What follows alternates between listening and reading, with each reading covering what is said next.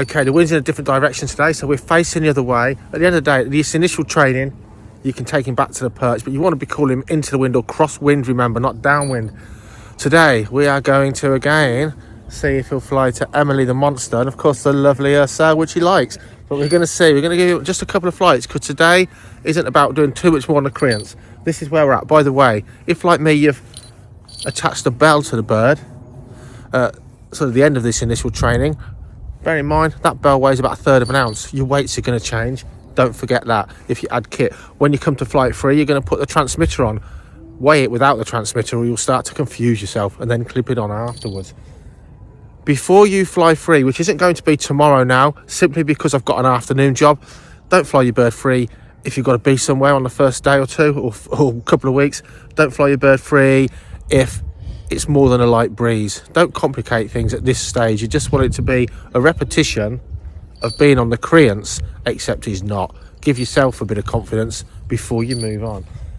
Before you fly your bird free, we're going to introduce something else into the equation, which is your get out of jail for free card, a piece of insurance that can get your bird back from anywhere when it won't respond to the glove. I'll tell you about that in a second. Try along with straight away today.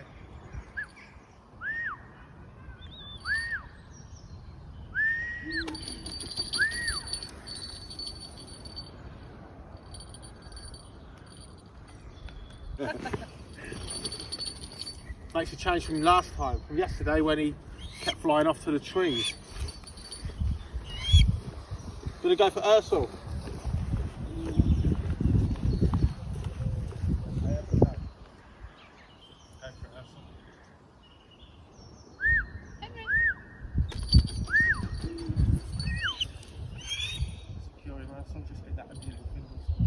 Big chunks, because we're not going to do a lot of creance work today. Let's make it work. So he's had a big chunk of food there, good confidence boost. We're going to do the same with Emily. And then I'm going to show you something before flying free, and that's just done today. And he would have been shortchanged on his food today, just to pique his appetite for tomorrow to fly free. I'm not going to risk it tomorrow. I have an afternoon appointment. What a pig. So we'll give him a good feed today. We'll reduce his weight tomorrow just a tiny bit, just to sharpen him up, just for that first day free, just to make sure he's got a good appetite. Go on. And don't rush your bird. You don't need to be doing 20 backwards and forwards call off. Nice reward. We're varying the size of the reward now, but don't rush him.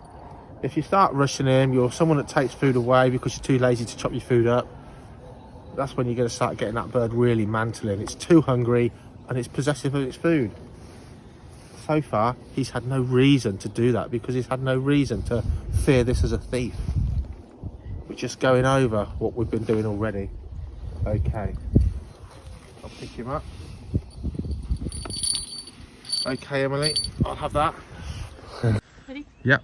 Okay, he's flying back all the way to T-perch on his own, off camera, which is good. Not aiming for the trees. Emily's trying again. What will he do? Perfect. So you've seen in real time from yesterday. He kept balking at Emily. Just wasn't quite sure today, because Emily called him up to the glove a couple of times, did a short distance one. It's all just building confidence. We haven't needed to make this bird any keener to achieve these results. Just give him another day and a couple of little baby steps. Right, I'm going to swap the camera around and show you something else. Okay, get out of jail for free. There's times where your bird is going to be in a position where maybe it won't come back quickly, but it's in danger. Maybe it's flown over a railway line. Maybe it's sitting on top of a railway line steelwork. Maybe it's flown over a canal, but it sort of thinks there's a moorhen still in the reeds, and it won't come back. You just can't get its attention, but it's in a place you can't reach, and it's dangerous, and you need that bird back. Operate a swung lure pad. You can make one out of a bit of leather. You're not swinging it like you're swinging a falcon. A piece of leather with a tiny bit of weight, a ball bearing, a tiny pebble of marble in there, that'll do. Something you can tie on a big visible piece of food. This is not to exercise the bird. It's not to recall the bird because you haven't done your training and it doesn't come back to the glove. This is your emergent.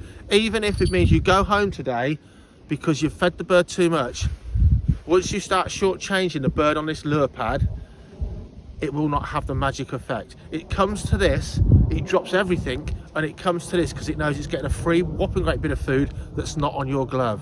You'll see goshawk flyers recall their birds to lures all the time as a necessity. They're trying to fly their birds so fat, they've lost all their recall to the glove. You'll see them swinging pheasants and all sorts. Not as an emergency, it's become a necessity for them. That's not for that. You don't want to use this to call your Harris hawk back as a regular thing, because when he lands on the wet grass, the young Harris hawk's tail feathers, they're not oiled. Your bird's too wet to fly on a wet day, or a damp, wet, herbage kind of day. This is an emergency, amazing bit of kit.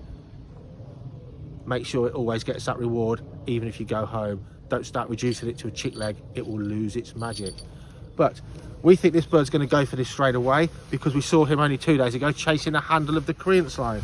You're going to swing it around, you're going to tie the picket piece on the reward well so it doesn't fly off, and you're just going to use this to swing round and get the bird back. So Ursula, can you pick the bird up?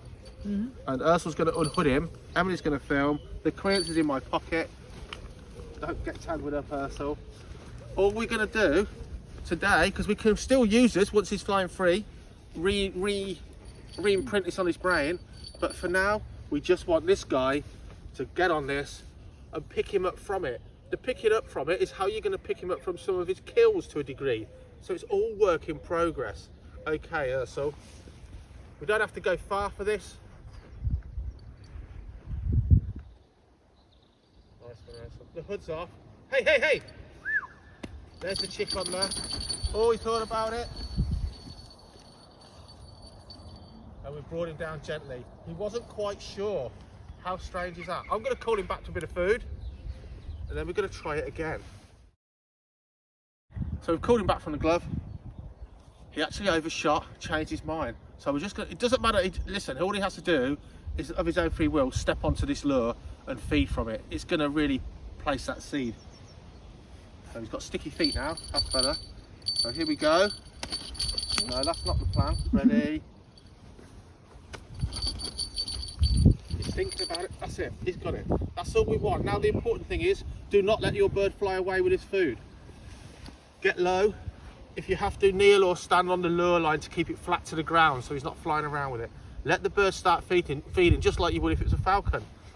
He's feeling vulnerable as anything now. This is where all of his predators can attack him, including you. He could have a coyote rushing from the sagebrush. He could have golden eagles and red-tailed hawks come and clobber him for his kill. It's natural for this bird to be nervous there. Soon, he'll look forward to you running in to help him and see you as helper, protector and feeder. At this stage, he's still nervous of you as well. This is all new. But by eating that food off of that lure pad, this bird's going to really see this as a super great thing to catch. So while I'm standing or kneeling, I've got shorts on, I've been indoors, guys. Just keep your distance, let him start feeding. In the meantime, I'm going to start winding up the creance line, because that's what he's on. With the last time I see the lure pad on the creance, 2 lines at the same time. Make sure your food's tied well onto the lure pad. You don't want him to get it off at this stage. You just want him to start feeding. So let's get our lines tight. Sooner or later, he'll give up trying to take it away and he'll decide I better eat it here. He's not flying away to spite you, he's trying to get under a bush to get away from predators or get somewhere high. He's mantling that, he thinks he's caught something. He's stopping those red-tailed hawks, or in England the buzzards, from seeing what he's caught. They know he's caught something now, he's mantling, but he's hiding his shadow, his camouflage to the ground. And is it worth a buzzard fighting for something that might just be a frog or a mouse? So he's eating now. We're going to have another big bit of food at the ready to pick him up with. Not splashing all the yolk in our faces. And we're going to make into the bird. If needs be, stand on your line. Keep low. Do not creep up behind him. Keep at the front of the bird. Place your glove onto the lure pad. Don't pick it up, just pin it down with your glove. We're pretty secure. By all means, keep your lure lines and your handles in your pockets if you like. 2 lines, 2 lots of string. What a nightmare. Don't rush him. Don't steal it. Pick him up to it before let him eat all of that food. If you want to, get a bit of food with your bare hand. Keep it high up. Give him little tidbits. Sees the bare hand bringing food, not robbing. Just relax, do not rush.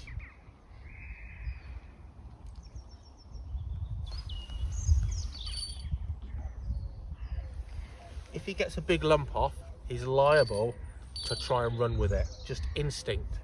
So try and tie that food on in a way that he has to pull at it. And he can't rip half a chick off. He will likely try and run with it at this stage. If he does, you'll be okay. Take your time. Here we go, let's see. So he's turned his back on me, totally natural behaviour. Doesn't want to share, just as he's done in the aviary with his brothers and sisters. Just keep calm, keep low. If he does turn his back and he's got the food, just keep still. Don't trigger a response for him to fly away. He can't go anywhere. He's still on the creance, even though it's wound up on the handle. But it can set in a behaviour of trying to get the food away.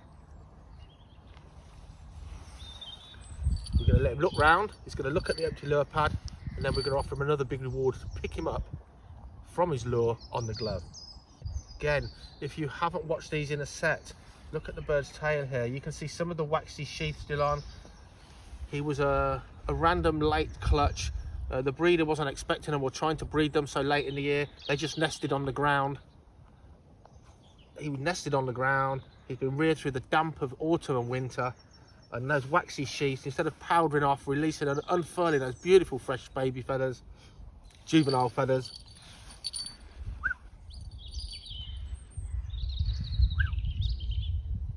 What's happened is they've unfurled damp. That tail will never be, no, that's not the lure. But only the comedy of a Harris hawk, honestly.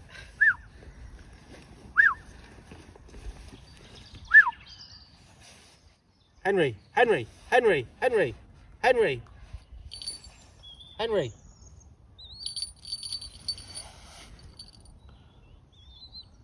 So he'd be a little bit like a wild bird, like a tame robin in your garden. Doesn't really want to come too close. Let's see.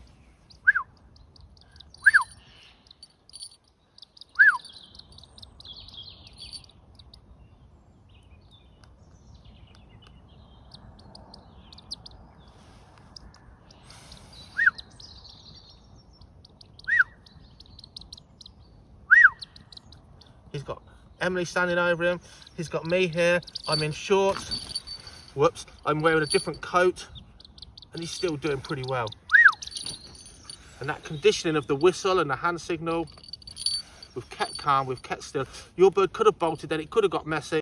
And you had to just stand on the creance line, possibly pick him up baiting. If that's the case, reward him on the glove with a nice bit of food and just remind him that it's a good place to be. It doesn't always go this easily. I've done this longer than you.